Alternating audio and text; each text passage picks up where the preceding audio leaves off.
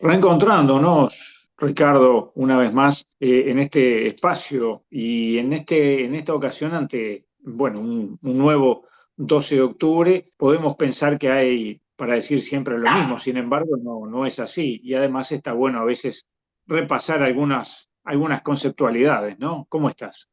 Sí, muy bien, muy bien, muy bien. Un gusto saludarte de nuevo aquí a la audiencia. Y sí, a ver, la idea de comentar algo sobre este tema apunta a dos o tres cosas fundamentales, a ver si lo logramos. Uno, hacer ver que la temática no es del pasado, sino del presente.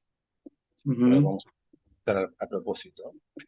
Segundo, que tiene que ver con las construcciones conceptuales, políticas, históricas, que podemos llamar como los relatos fundacionales, que hasta hoy se prolongan en el tiempo, ¿no? Es algo así como que Mm, aquellos polvos trajeron estos lodos, ¿no? claro.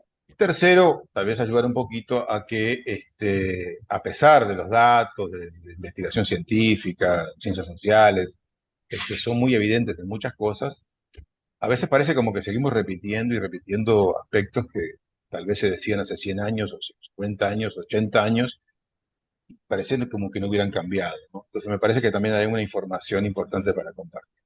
Vamos a ver, esa es un poquito la idea de la Bien. conversación de hoy. A ver si nos va bien. Yo no sé, lo intentaremos, ¿verdad? Bueno, y entonces, ¿por dónde empezamos a tirar de la piola? ¿Cuál es la No, punta? la punta es, ¿qué pasó ese día, 12 de octubre del 92? Y yo digo que hay tres cosas que hay que mencionar. Descubrimiento, conquista, y de lo cual se habla habitualmente, pero un tercer concepto que es la palabra invención, la construcción de Ahí un está. mundo. Y Está. Ahí es donde entra, nos descubrieron, por fin nos descubrieron. nos descubrieron, por fin lo descubrieron. Y yo creo que estas cosas pasaron todas. A ver, Ujú. pero antes de eso miremos, por qué es importante hablar de eso. Y no porque se nos ocurra a nosotros, sino que parece que el mundo así lo dice. Si pensamos un poquito, solo los últimos días, ¿no? Este, es por todos conocido el episodio entre México y España, que empezó con López Obrador ahora, sobre pedido de disculpas y perdones, o malos tratos de un lado para el otro, todo en torno a estos temas, ¿no?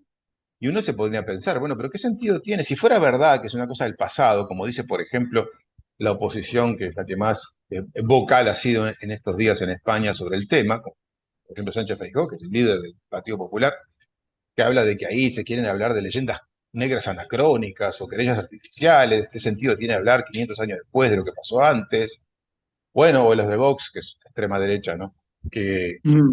que vanaglorian por la acción española de evangelización y la llevada, digamos, de la civilización o el humanismo cristiano occidental al continente. Es ese discurso, ¿no? Constante que se hace. Si fuera algo irrelevante, no estaríamos discutiendo estas cosas. Y eso es un solo Claro. ejemplo, podemos hablar de miles de cosas que también se da a otros niveles, y no solo de gente derecha, también con otras tendencias políticas.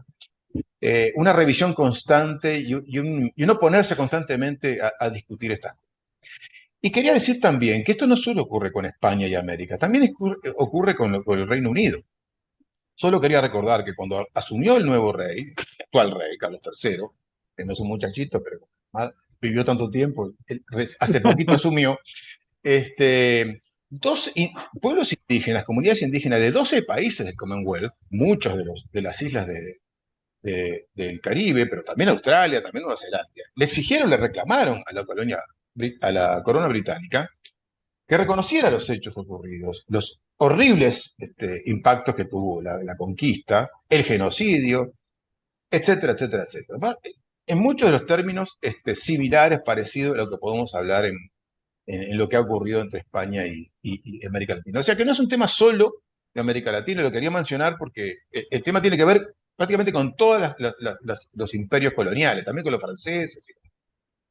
Claro. Eso, o sea que no es un tema del pasado, está constantemente presente. Es como cuando nos han dicho tantas veces, tener ojos en la nuca, mirar a los desaparecidos o los derechos humanos, todos sabemos que no es cierto eso, que lo que pasó Mm. antes también tiene que ver con lo que pasó. Así que empecemos por ahí.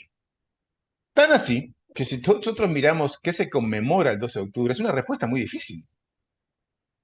Ahí Mm. tenemos, hice rápidamente una nómina de qué es lo que se conmemora en cada país de América en la fecha. Y son todas cosas distintas. Obviamente, todo tiene que ver con la llegada de los españoles y los portugueses a esta zona, pero en realidad, por distintos procesos, aquello que era el Día de la Raza, que espantoso, ¿no? Pero Mm. es lo que memoramos Sí. durante mucho tiempo, el Día de la Raza, hoy tiene múltiples formatos, desde diversidad e identidad cultural, en Bolivia, que es obviamente el país que ha construido una institucionalidad mucho más crítica a estas cosas, lo que conmemoran es la descolonización del Estado. Bueno, todos tienen denominaciones distintas, incluso en Uruguay desde 2014, formalmente es el Día de la Diversidad Cultural, no es ni la hispanidad ni la raza, es la diversidad cultural, formalmente en resolución del año 2014. Algunos resistencia indígena, otros el Día de los Pueblos Originarios, bueno, en fin, en realidad no estamos de acuerdo ni siquiera qué es lo que conmemora. Pero obviamente el énfasis ha ido más por el destaque de las culturas propias del continente más que el agradecimiento por la civilización importada, ¿no? Aunque ahí hay variantes diversas que podemos ver. Y una cosa muy interesante que no quería dejar de decir es que también en Estados Unidos este ha sido un tema de discusión. Y el año 2021, Joe Biden, el presidente norteamericano, que tiene muchos aspectos criticables de su historia anterior y actual, pero hay que reconocer que en el año 2021 emitió un decreto, una resolución presidencial, por la cual llamó, instó a la federación, o sea, a todos los estados, a conmemorar el 11 de octubre, no el 12, el 11 de Mm. octubre, como el Día de los Pueblos Indígenas en Estados Unidos. ¿Sí? Y en la fundamentación dice las mismas cosas que se le reclama a España, pero que no quiere reconocer. Entre otras dice que nunca debemos olvidar la campaña de siglos de violencia, desplazamiento, asimilación, terror que se ha llevado frente a las comunidades nativas, y se compromete a una serie de cosas que harán o no harán, pero esa es la declaración. Claro, en el caso de Estados Unidos, las principales agresiones contra las comunidades indígenas, pueblos indígenas, lo hizo no el eje británico, sino más bien las colonias luego que tomaron en el proceso independentista y después de la independencia, así que hay toda una historia. Claro. Pero es interesante hacer ver eso. En Estados Unidos de hace muchísimo tiempo, el 12 de octubre es el Día de Colón, pero es interesante Mm. también ver que muchos estados norteamericanos han abandonado esa fecha con esa denominación y ya dejan de conmemorarlo. Así que también los Estados Unidos, pareciera que nada tiene que ver, mucho tiene que ver, es un tema del pasado y del presente. Estamos hablando de 2020. En fin, dicho esto, veamos qué es lo que pasó ese día, ¿no? O sea, ¿de qué estamos hablando del 12 de octubre? Muy brevemente, obviamente, no voy a hacer la historia de 500 años en 10 minutos. Claro, Pero bueno, claro. yo digo que descubrimiento, que por supuesto que hubo, porque en realidad los que llegaron, bueno, vieron algo que no habían visto antes. Desde ese punto de vista hay un descubrimiento, ¿no? O Claro. sea, don Cristóbal y su barra llegaron ahí, y bueno, vieron gente, personas que no habían visto, conocieron algo nuevo. Él siempre pensó que estaba en Indias, en las Indias, en la India, Claro. descubrió Ujú. viendo eso, pero bueno, de alguna forma descubrió. Y Europa fue descubriendo algo que no conocía. Ahora, lo que no se puede decir es que fueron los primeros humanos que descubrieron. Eso es lo que no es cierto. Obviamente, Claro. porque Luthier nos descubrieron, al fin nos descubrieron, nosotros estábamos acá. Pero no es solo eso, sino que hoy, eso te decía al principio de revisar la historia que tenemos fabricada, hay múltiples publicaciones más o menos recientes, ahí hay una imagen de algunos de los materiales que se puede consultar, está en cualquier que se puede acceder fácilmente a esos materiales, donde está archidemostrado que los chinos, la navegación china, que era muy importante, muchos años antes que los españoles, 1421, 1423, llegaron a América y a otros lugares también. Y no solo llegaron, lo recorrieron, sino que cartografiaron toda la zona. Hay múltiples mapas de la zona elaborados por los chinos que después muchos navegantes portugueses y de otras nacionalidades los utilizaron. Eso es un dato. Los chinos luego, por decisiones internas, este, resolvieron casi que eliminar su armada, dejaron de navegar, se cerraron en sí mismos, pero eso es otro tema. O Ujú. sea, tenemos datos, hasta sabemos exactamente quién llegó, cómo se llamaba el navegante. Eso está absolutamente informado, y a veces como que no lo tomamos en cuenta. Así que esa historia de que Europa descubrió para el mundo algo que nadie conocía, obviamente no lo es. Y esto de China es muy importante, porque tampoco es tan cierto que muchos de los navegantes que llegaron andaban a ciegas, que no tenían idea de dónde llegaban, porque los que lograron tener mapas chinos sí sabían más o menos por dónde se encontraban. Bueno, ahora, lo más importante es lo tercero, la invención. Ujú. La Eh, invención. la invención.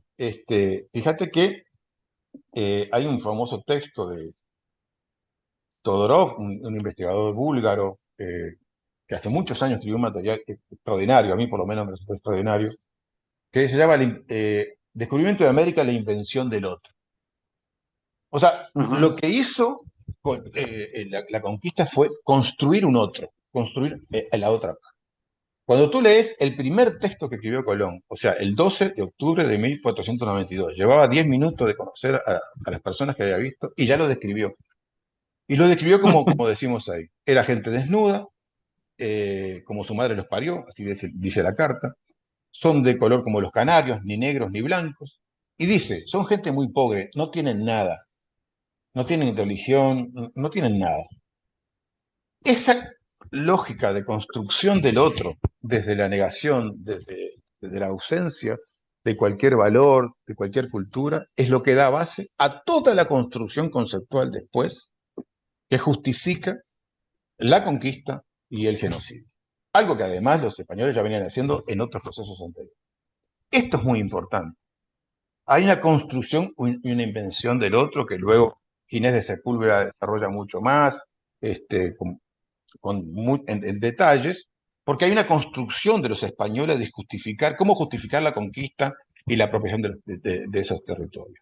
Y lo más importante, centro donde se pone, es en el tema de las tierras.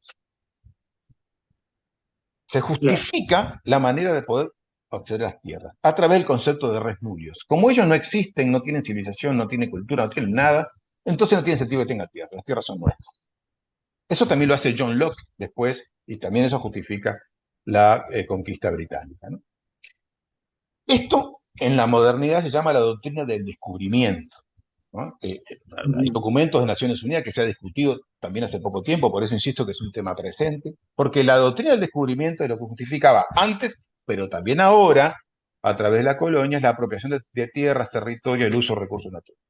Tanto que el Vaticano, en marzo del 2023, emitió un comunicado deslindándose de esa doctrina. Dice, es cierto que la doctrina del descubrimiento se basó en bulas papales, pero eso estaba muy mal y no tenía nada que ver con la fe cristiana. Así que nosotros, oficialmente, el Vaticano, rechaza la doctrina del descubrimiento. Esto es del año 2023, esto con este papa que acaba de recibir. Esto tiene múltiples connotaciones. Y el otro elemento que quería decirte es el tema de la América, muy rapidito, sé que tenemos poco tiempo, Ujú. porque uno escucha repetidamente una y otra vez y otra vez y otra vez que América se llama América gracias al señor Américo Vespucci, ¿no? Sí. Ujú. Tengo alguna información también basada en documentos, en textos de historiadores, esto no es un invento mío. El primer mapa que se hizo de la región no lo hizo Vespucci, lo hicieron estos señores Bert Müller y Ringman en el 1507. Dicen en alguna carta que Vespucci le dio alguna información. Pero lo cierto es que Vespucci primero no era cartógrafo y nunca en su vida hizo ningún mapa. Lo que hacía Vespucci en realidad era escribir, era un escritor.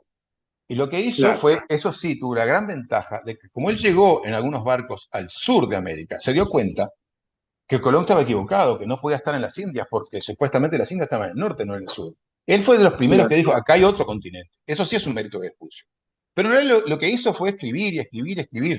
Y escribía novelas fantásticas que ayudaban a la construcción del otro, del indígena, como un ser casi inhumano, ¿verdad? Y claro, vendía mucho y le iba muy bien como escritor. Ahora, esto del nombre América también tiene que ver con, hay que pensar que lo que hacían los navegantes y quienes estaban detrás de ellos era justificar su conquista. Por eso el nombre América, que ahora lo tomamos como normal porque es el nombre que tenemos, en realidad tuvo muchísimos años para ser aceptado. Y hubo muchas propuestas de nombre, porque se discutía quién tenía el derecho. Tanto que Inglaterra en algún momento reclamó el derecho de haber llegado primero al continente, porque Colón primero llegó a las islas, pero el primero que llegó al continente fue un tal Caboto, que aunque no era inglés, Ujú. viajó por orden del reinado inglés. Bueno, en fin. Lo cierto es que el nombre América, en realidad, muchos historiadores dicen que viene de un idioma indígena, que viene de Amerrique. la cordillera de Amerrique, que estaba en Chontales, en Nicaragua, a donde sí llegaron los españoles, y a partir de ahí se asume ese nombre. Lo que pasa es que luego, en realidad no quedaba muy bien reconocer que el origen del nombre del continente provenía de un idioma indio. Y en realidad la historia que se cuenta es al revés. No es que América tomó el nombre de Vespucio, sino que Vespucio no se llamaba Américo, se llamaba Alberic. Las primeras publicaciones de él tenían otro nombre, así que en realidad parece que la historia es al revés. En fin, nosotros ni siquiera conservamos con certeza, por lo menos la discusión de cuál es el origen del nombre. Y damos, por cierto, la versión europea del asunto. Bueno, voy a pasar rápido porque si no, nos quedamos sin tiempo. En definitiva, lo que me importa más remarcar, que además de muchos elementos históricos que habría que revisar y repensar, es que esto tiene un interés presente. Porque en el Ajá. fondo, cuando España o los políticos españoles se ofenden porque se les pide perdón o se quiere revisar la historia, es que en el fondo es una encerrona para defender su relato fundacional, ¿no? Que tiene mucho que ver con el pasado y con el presente. Los relatos fundacionales son fundamentales para los imperios coloniales o para los poderes coloniales. Y si no revisamos lo que pasa ahora, ¿por qué Donald Trump puede decir en sus actos políticos que los migrantes comen perros o que los migrantes tienen genes criminales? Porque los están escuchando, están imbuidos del relato fundacional norteamericano de que es un país excepcional, que es un pueblo excepcional, es el pueblo elegido. Y por tanto, los demás son menos. ¿Por qué? ¿Cuál es el fundamento central de lo que está pasando ahora en el mal llamado Medio Oriente, en Asia Suroccidental, en Palestina? ¿En qué se fundamenta los planteos de Israel? En un relato fundacional del pueblo y su existencia, que entre otras cosas se observa con toda claridad cuando el ministro de Economía israelí, Smotrich, dice que el pueblo palestino no existe. Eso es una de las expresiones de ¿O por qué la propuesta del presidente Milei en Argentina está tan obsesionado a volver a 1830, esa época, Sí. a la constitución de esa época? ¿Por qué?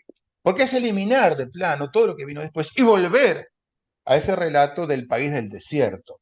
El país del desierto, que en realidad había indígenas, pero bueno, es un desierto porque nos desconocemos, es donde están muchos de los recursos naturales que es más importantes en Argentina. En fin, sucesivamente, cuando vos analizás todos esos procesos y mucho más en el mundo, aquellas historias fundacionales, de los procesos coloniales, de dónde nacieron y cómo se caracteriza a los ocupantes, indígenas, palestinos o como se le quiera llamar, es clave y es fundamental para entender el presente.